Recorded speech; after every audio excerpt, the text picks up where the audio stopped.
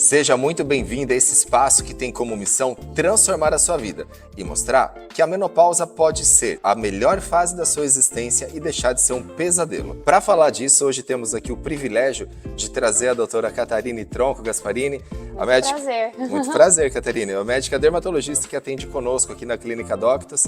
Seja muito bem-vinda, Catarine. Obrigada, fico muito feliz pelo convite. Obrigado. Todos nós que agradecemos e certamente vai ser um papo que vai engrandecer e tirar muitas dúvidas que você tem em relação à sua pele. Como é que a gente vai fazer para cuidar bem da pele na época da menopausa? Nós sabemos que a partir dos 40 anos de idade existe uma tendência de perda de colágeno para todos, tanto homens quanto mulheres. Mas essa perda, ela se acelera muito após a menopausa. Para você ter uma ideia, após os 40 anos, a mulher perde cerca de 1% do volume de total de colágeno por ano. E na menopausa, essa perda chega a 30% nos primeiros 5 anos, ou seja, é uma aceleração muito grande. E, Catarine, diga para nós, o que você, como dermatologista, pode nos dizer, além do tratamento da reposição hormonal, que sabidamente melhora essa questão do envelhecimento cutâneo, o que a mulher na menopausa pode fazer para se cuidar melhor e retardar o envelhecimento? Conta pra gente.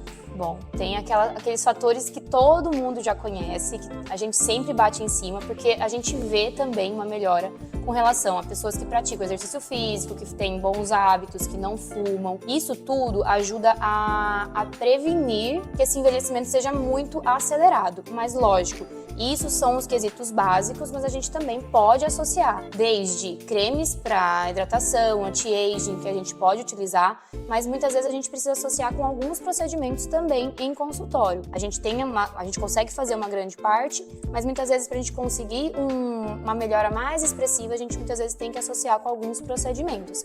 Mas o que eu não deixaria de falar é o uso sempre do protetor solar, da hidratação da pele, porque isso tudo vai interferir de uma maneira positiva nesse período também. O protetor realmente parece fazer uma grande diferença, né? Com certeza. É assim, o que é o nosso principal, vamos dizer assim, nosso principal produto contra o envelhecimento é o protetor solar. Porque, lógico, a gente já tem esses fatores intrínsecos que vai acontecer da diminuição hormonal, mas que a gente com a reposição já consegue amenizar isso. Só que existem os fatores extrínsecos, como, por exemplo, o excesso de exposição ao sol. Isso também acelera muito esse envelhecimento cutâneo. E em relação ao protetor, é uma dúvida muito frequente de todas as pacientes. Quantas vezes, Catarina, a gente deve aplicar o protetor? Qual é o fator de proteção solar? 30 ou 50? O que você orienta? Depende muito da característica da pele ou existe um padrão? Olha, geralmente pelos estudos, a gente prefere sempre que o protetor seja acima do fator 30. E a aplicação, ela deve ocorrer a cada 2-3 horas ao dia.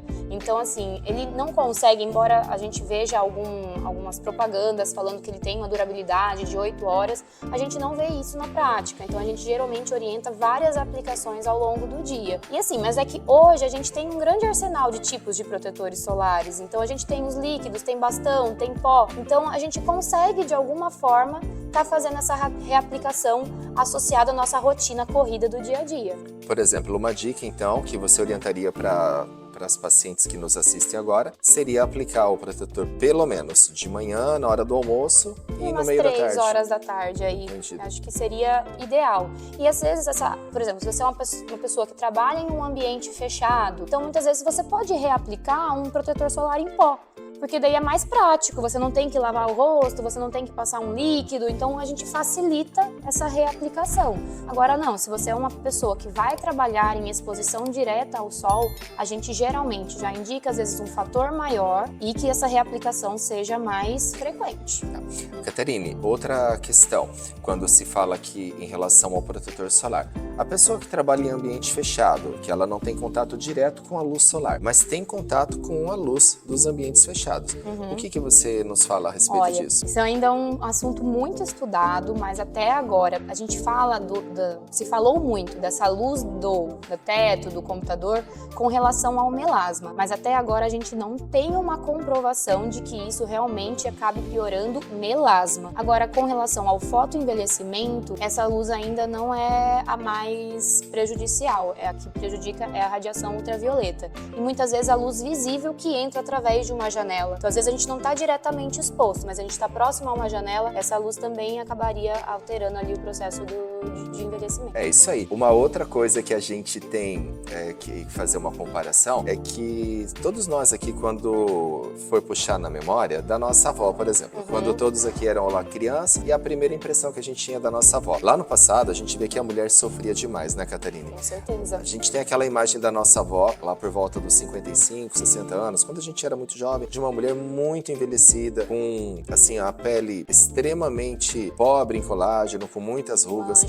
manchas. Eu acredito que seja um conjunto desses fatores, na verdade. Acho que a falta do protetor solar, a falta da reposição, a falta de uma alimentação adequada. O que você acredita essa diferença que nós temos hoje da mulher de 50 anos? Vamos citar alguns exemplos aqui. As apresentadoras Angélica, Eliana, a cantora Ivete Sangalo, todas mulheres com 50 anos ou mais. E você vai perceber todas elas mulheres muito lindas, maravilhosas. É claro que daí tem aquela questão. Mas ela é uma artista, ela tem acesso a muita coisa de diferente. O que nós temos no dia a dia para aquela paciente que vem ao consultório? Tem muito que se fazer para deixar essa mulher mais parecida com a Angélica do que aquela pessoa de idade lá do passado? O que você diz? Não, com certeza. Hoje a gente tem informações e disponibilidade de meios aí que facilita muito isso, né? Então, hoje a gente tem acesso, né? Coisas que antigamente eu acho que tinha dificuldade de acesso, não se tinha conhecimento, não se sabia o que era o real envolvido em todo esse processo. E hoje a gente consegue, né? Mesmo que às vezes a paciente não tenha tanto acesso, vamos dizer assim, financeiro, mas existe hoje cremes mais acessíveis, produtos mais acessíveis que a gente consegue estar implantando no dia a dia de todos os pacientes para que a gente consiga ter uma rotina de cuidado diária. E para quem tem uma disponibilidade um pouco maior, se fala muito hoje no uso do laser para a pele. O que você pode nos dizer? Com certeza. Então, se a gente for partir para os procedimentos, com certeza, essas mulheres que você citou, elas desde muito cedo são adeptas de procedimentos estéticos, né? Porque hoje a gente tem lasers que tratam a superfície da pele, estimulando um colágeno mais superficial, assim como a gente tem também produtos que a gente faz a aplicação na pele e que visam o teu próprio organismo a produzir o colágeno. E quanto mais cedo a gente começa com isso, mais disponibilidade a gente tem e mais resposta. Com certeza a gente vê muita diferença de uma mulher que faz uma reposição fazendo esse tipo de procedimento e uma mulher que às vezes nunca fez nenhum tipo de reposição hormonal fazendo esse tipo. A gente vê que o estímulo é diferente. A dica é começar o quanto antes mesmo, né? Conforme a gente orienta. Até porque naturalmente a gente já tem mais disponibilidade ali para produzir colágeno. O efeito é melhor, né? E dentro disso, até a gente na ginecologia utiliza muito laser para melhora de colágeno em região íntima. Então, lubrificação, né? Textura, né?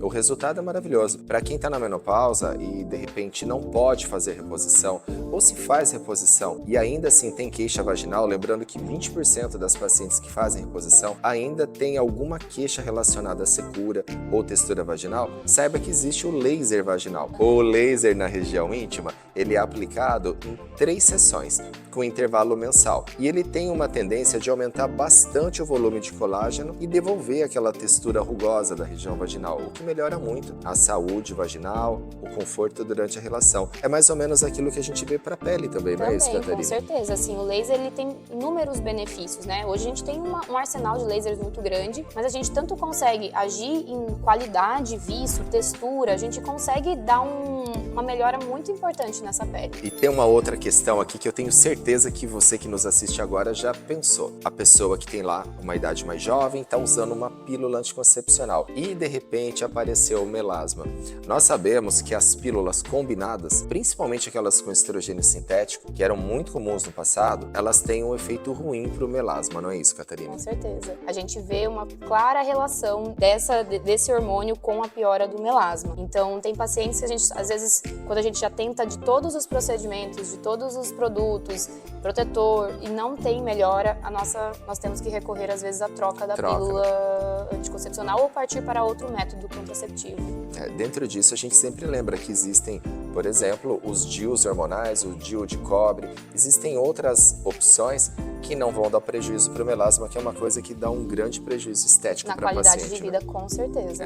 E se não troca, fica ruim, né, Catarina? Fica, tem paciente que é resistente. Enquanto tá com o anticoncepcional, a gente não consegue variar aquele melasma. Dicas importantes para vocês.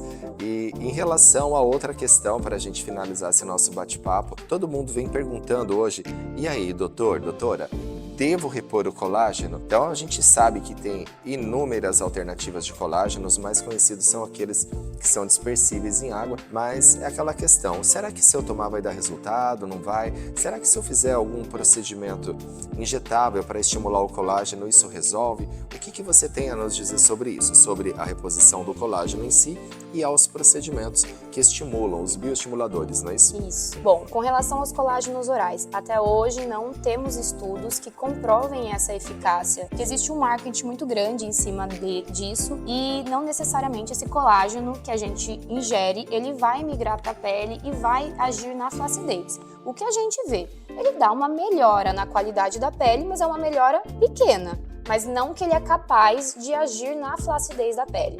Então, se a gente, assim, quando a gente está, às vezes, fazendo procedimentos que estimulam o colágeno, como os bioestimuladores, às vezes aparelhos, a gente associar a ingesta oral, eu não vejo tanto problema. Agora, a gente só tomar o oral e achar que ele vai conseguir tratar essa flacidez, eu acredito que não. Assim, Até hoje, a gente não tem um respaldo científico para isso. Ele ajuda, mas não transforma, é isso? Não transforma. Ele ajuda na qualidade, mas ele não necessariamente vai lá agir evitando flacidez. É uma dica importante, hein? Então, assim, se for pra gente escolher, com certeza os procedimentos com os bioestimuladores. Por quê? Os bioestimuladores, eles são aplicados no local que você necessita de um maior aporte de colágeno e eles vão estimular o teu organismo naquele local fazer a migração dos fibroblastos, que são as células que produzem o colágeno.